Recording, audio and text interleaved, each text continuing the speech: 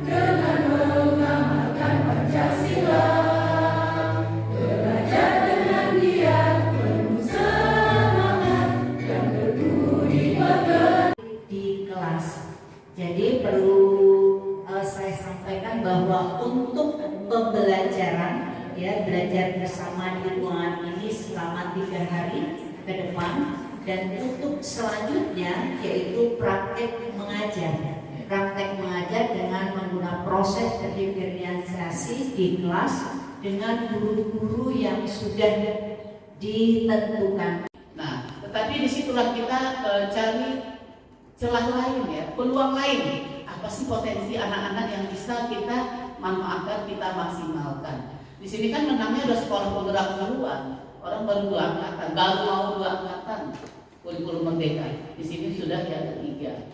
Dan ada yang baru mau akan Juli besok untuk kurikulum merdeka. Dengan pengalaman yang sudah kita miliki selama kurang lebih 2 tahun menjelang 3 tahun ini, mudah-mudahan ini suatu kepercayaan diri kita yang menopang semangat kita untuk selalu tampil dan menjadi yang lebih baik. Workshop di SMA Negeri 6 ini saya nyatakan dibuka. Billahi wal hidayah. Wassalamualaikum warahmatullahi wabarakatuh. Terima kasih Ibu Indarti. Agar acara kita pada pagi hari ini mendapatkan ridho dari Allah Subhanahu wa Ta'ala, maka kita berdoa bersama yang akan dipimpin oleh Bapak Wiono SAD. Pada Bapak Wiono disilakan.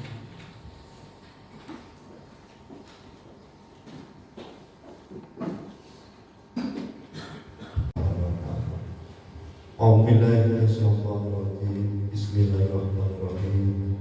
Allahumma sholli wa sallim wa barik ala nabiyyina Muhammadin wa ala alihi wa ashabihi ajma'in.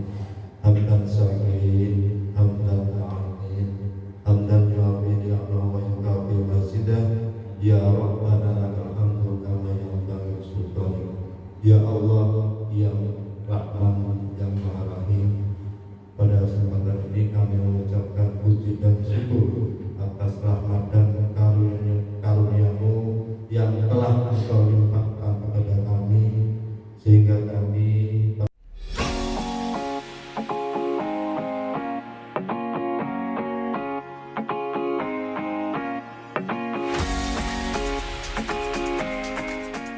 berprestasi, peduli terhadap budaya dan lingkungan. Ya, ini adalah visi kita.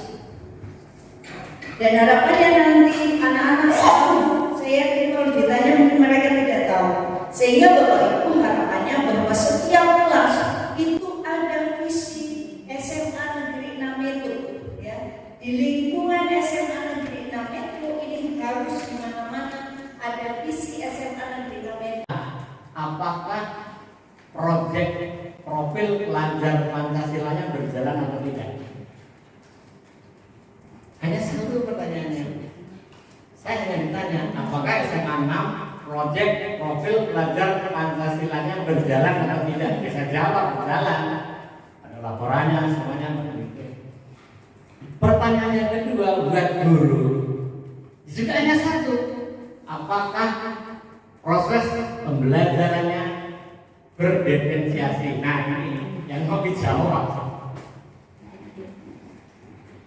Kalau saya lihat di atas kertas dari pertama kita ketemu ngomongkan apa, merdeka mengajar, merdeka belajar.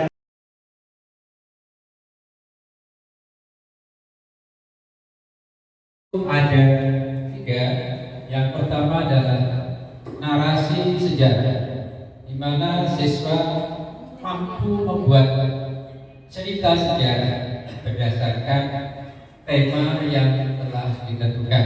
Yang kedua, produknya adalah sederhana sekali membentuk media PowerPoint yang relevan.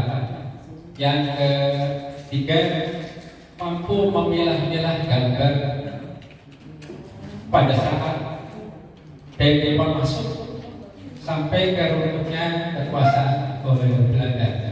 Kemudian langkah kerja yang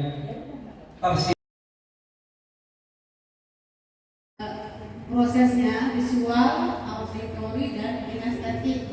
Produknya bisa berupa teks, kita membuat lagu TikTok, dan presentasi, Pak. Mungkin boleh Pak ya buat TikTok gitu, Pak? Misalnya Boleh. Bang Ito gitu. Pertanyaan gini, apa 3-3-nya itu ibu mampu gitu ya? Mudah-mudahan Pak. Tepuk tangan buat Bu Endang. Yakin pokoknya. Nanti ada anak yang kelompok buat ide TikTok sendiri. Nanti anak yang membuat. kita didik, sehingga di situ kita sudah membuat materinya, kita sudah membuat tugasnya, kelompok-kelompoknya. Kemudian setiap kelompok itu mencari sumber-sumber penelitian yang juga kita bagi, baik itu mencari sumber benda, sumber tertulis, sumber bisa.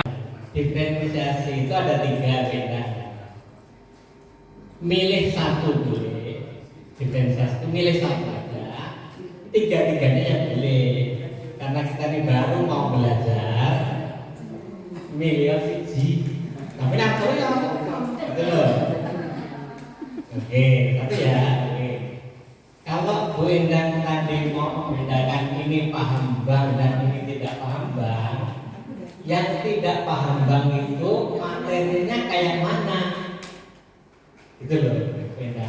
Cara ngajari supaya anak nggak ngerti bank ini dan ngerti bank ini materinya.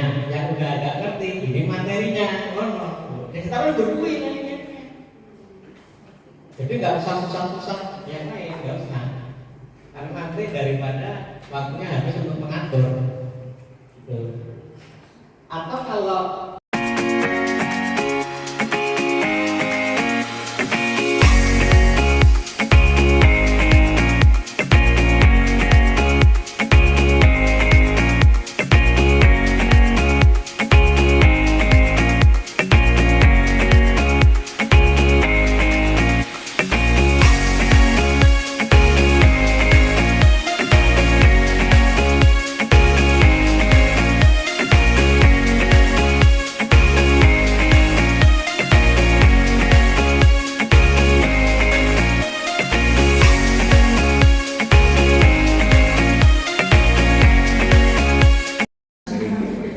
Bapak dan Ibu, sesuai kesepakatan kita kemarin, pagi ini kita akan simulasi pembelajaran.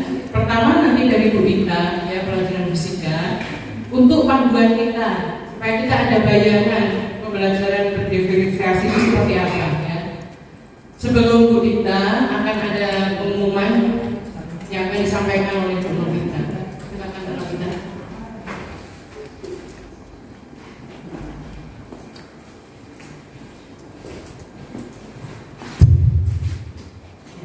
Terima kasih Bu Nanti. Ya, Assalamualaikum warahmatullahi wabarakatuh. Ya, terima kasih kami ucapkan kepada Pak Tun ya, di belakang yang terhormat, sudah menemani kami semua di sini selama 2 hari ini. Insya Allah untuk kedepannya nanti tetap akan ditemani Pak Kun di kelas ketika melaksanakan proses pembelajaran berdiferensiasi. Informasi sedikit Bapak Ibu mengenai kegiatan kita pada hari ini. Jadi tadi yang sudah disampaikan oleh Bu Wati dan sesuai dengan jadwal kita ya, pelatihan pada hari ini adalah hari ini melaksanakan simulasi mengajar oleh perwakilan guru mapel. Gitu. Tapi nanti kalau mungkin masih ada waktu lagi, boleh misalnya sejarah Pak Joko yang sudah maju, kemudian Bu Sum juga boleh maju kalau nanti ada waktu lagi. Jadi sebagai perwakilan mungkin kelas 10 dengan kelas 11 begitu Bapak Ibu. Nah, simulasi mengajar ini adalah memang sebagai latihan kita ya Bapak Ibu sebelum kita terjun langsung praktek melakukan proses pembelajaran berdiferensiasi di kelas. Jika kita sudah simulasi mengajarnya di sini sudah kita melakukan persiapan, kemudian sudah diobservasi oleh kita semua dan tentu saja nanti mendapatkan penguatan dari akun, insya Allah nanti di kelas kita juga akan baik, akan bagus. Sebagai modal kita nanti untuk mengambil video, kemudian video tersebut diedit 5-7 menit, diupload di YouTube masing-masing, kemudian diupload di Bukti Karya di PNN. Nah, terkait wabarakatuh. Gimana kabarnya? Sehat. Ya. Alhamdulillah. Sudah siap belajar belum? Ya. Aduh, kok kayaknya ini lusu-lusu ya, yang jawab masih kurang greget. Coba diulangi lagi. Sudah siap belajar fisika hari ini? Kak Pendawa ngantuk tapi Kok Pak sih?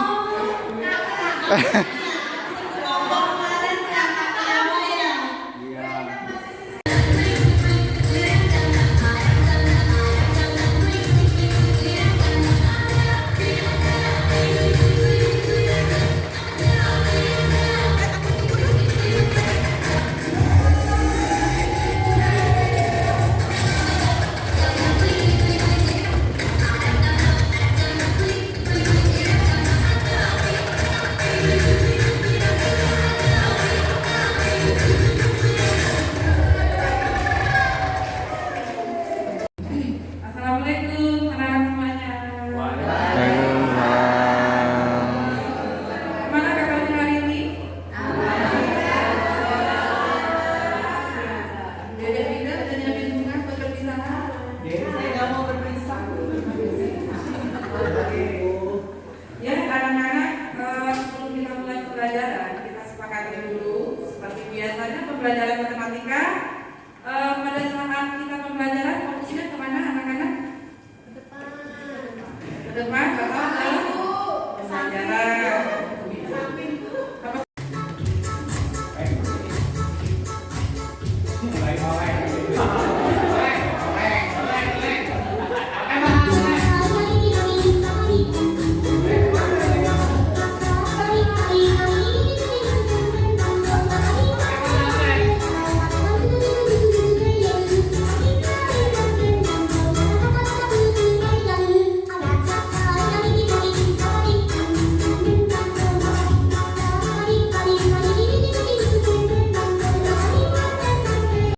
kita belajar itu ya. Yang pertama yang akan kita pelajari adalah pengertian bank. Kemudian yang kedua adalah fungsi bank, jenis bank, kemudian LPS, lembaga penjamin simpanan. Terima kasih buat semua ya. Masih semangat ya, semangat terus. Nah, hari ini kita pembelajarannya tentang perubahan lingkungan. Ya, kemarin kan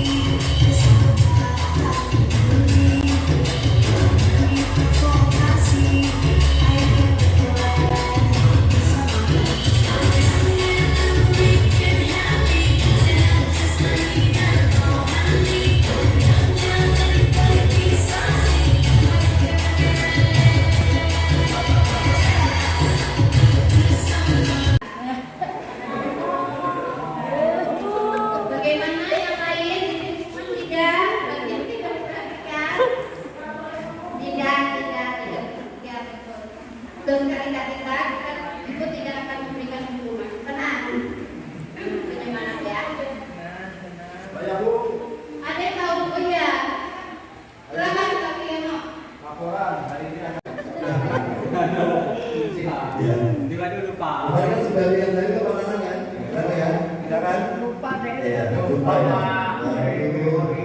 Banyak kerjaan di rumah nih ya. Banyak nih ya. Jadi lupa PR-nya. Pak Ayah aja Pak. Ya, kita baca dulu ya. Bismillahirrahmanirrahim.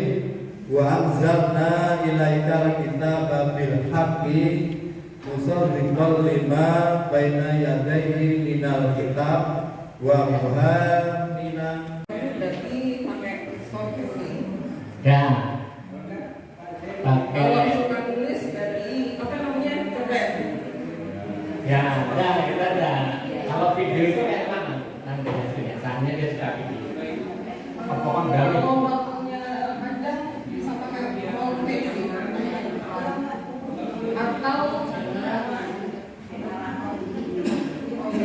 atau ada video terus dia membacakan cerita. Jadi kayak story gitu. ada diferensiasi yang akan saya tampilkan oleh FPD, konten isi, paham dan belum paham, kemudian produk hasil dalam bentuk gambar dan presentasi siswa. Materinya nanti bentuknya apa? Materinya nanti berupa siswa itu nanti. Yang mana yang ibu ambil bisa seandainya? Yang saya ambil yang proses aja. Prosesnya ya, jadi kontennya nggak usah. Jadi proses itu nanti berarti dia kelompoknya kelompok yang senang membaca, kelompok yang senang Ya maksud saya dengerin gitu. Yang kelompoknya itu untuk mencapai tujuannya itu, gitu. apa gitu? Nah, kalau anak seandainya tujuannya nggak usah banyak-banyak gitu, daripada tiga nanti kan nyampe apa enggak? Oh gitu ya Pak, boleh ya Pak, satu saja ya Pak. Kalau saya sarankan pertama nyoba satu, kalau satu bisa besok dulu tiga kan? Gitu. Itu maksudnya berarti ibu menyiapkan contohnya visual daripada bingung lihat nyari di perpustakaan. Tadi Setelah dibagi kelompok, masing-masing kelompok kita berikan kalau yang visual, kita berikan artikel, ya kita di sini kita siapkan poin-poin nanti kita print, kemudian kita bagikan kepada kelompok yang suka dengan gaya belajar visual. Kemudian yang suka dengan gaya auditorial, kita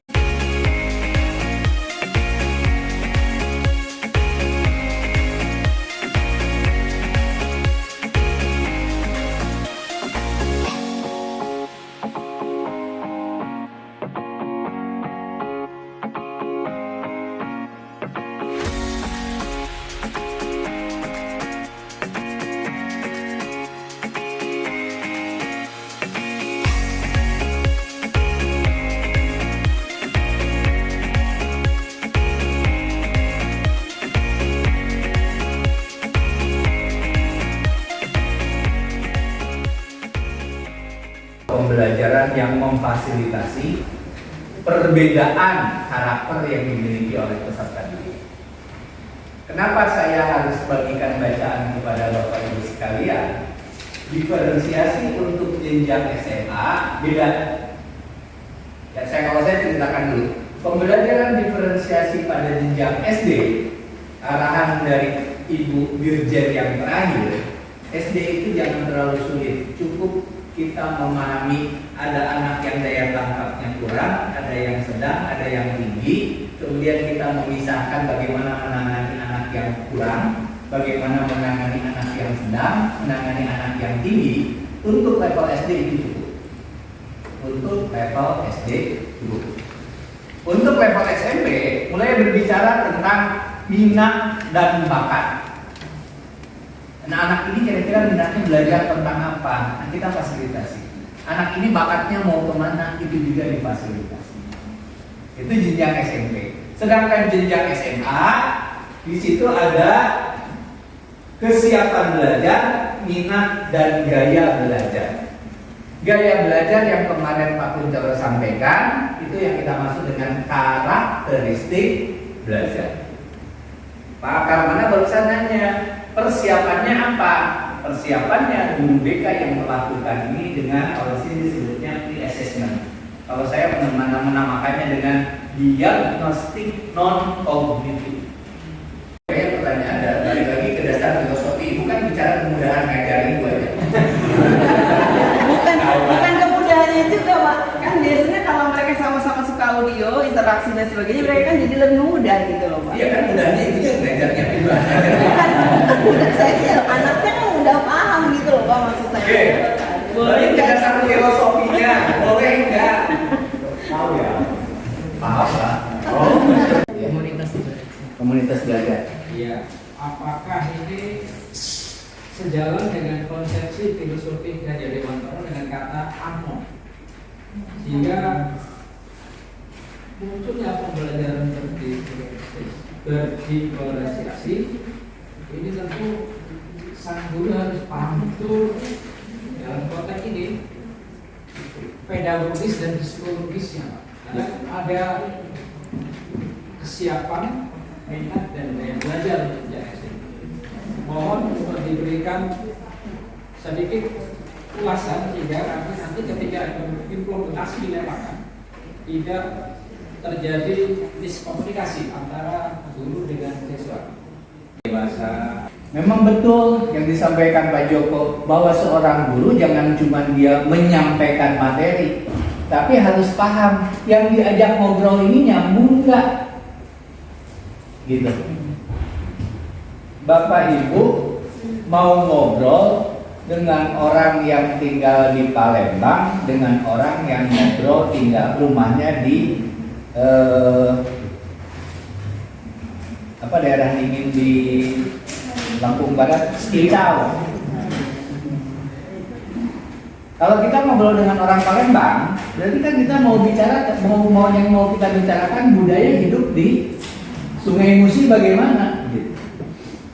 Dan kondisinya akan sangat berbalik pada saat kita bicara dengan orang Cincau, orang Cukubala, karena mereka justru konotasinya adalah daerah pegunungan. Gitu. Ini yang harus kita persepsikan di benak kita pada saat kita akan menyampaikan sesuatu ke anak.